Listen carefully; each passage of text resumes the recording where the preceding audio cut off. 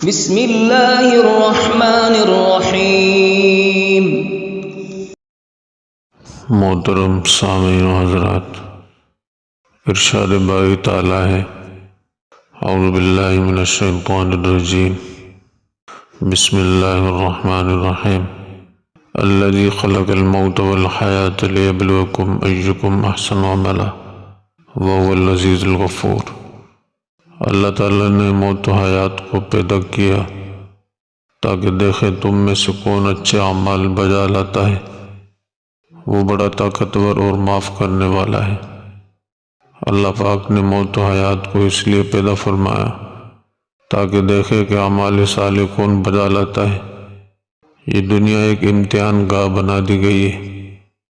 موت ایک ایسی راہ ہے جس سے ہر ذی روح کو گزرنا ہے۔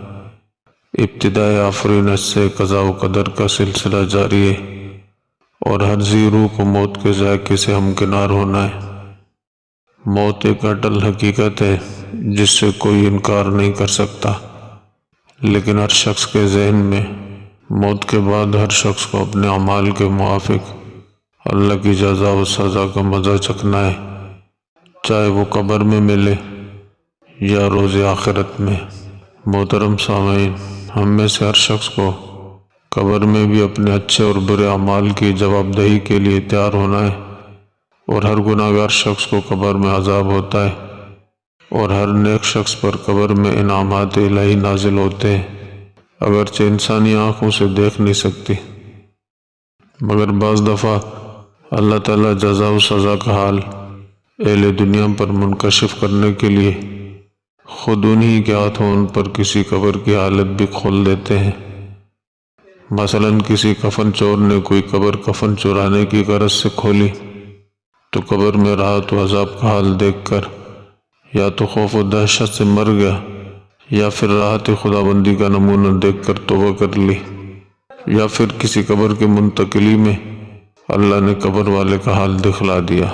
تو اسی طرح آج ہم آپ حضرات کے سامنے میاں چنو کے ایک امام مسجد کا واقعہ بیان کرنے جا رہے ہیں، جن کی قبر کھودی گئی، 60 سال کے بعد ان کی لاش تر و تازہ تھی۔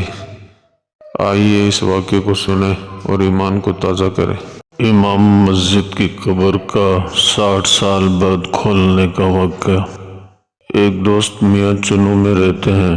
ان کے محلے کی مسجد میں ایک امام صاحب کو مرے ہوئے تقریباً 60 سال ہو گئے اور وہیں دفن ہے۔ کچھ عرصہ ہوا، رات کے وقت بارش ہوئی۔ جب صبح کے وقت نمازی مسجد میں آئے تو بارش کا پانی ساری مسجد میں اکٹھا تھا اور امام مرحوم کی قبر پانی سے گر چکی تھی اور پانی سے بھری ہوئی تھی۔ چنانچہ نمازیوں نے قبر کو دوبارہ بنانے کا فیصلہ کر لیا۔ قبر سے پانی نکالا گیا اور امام صاحب کی میت کو، جو بالکل تر و تازہ تھی، چارپائی پر لٹا دیا گیا۔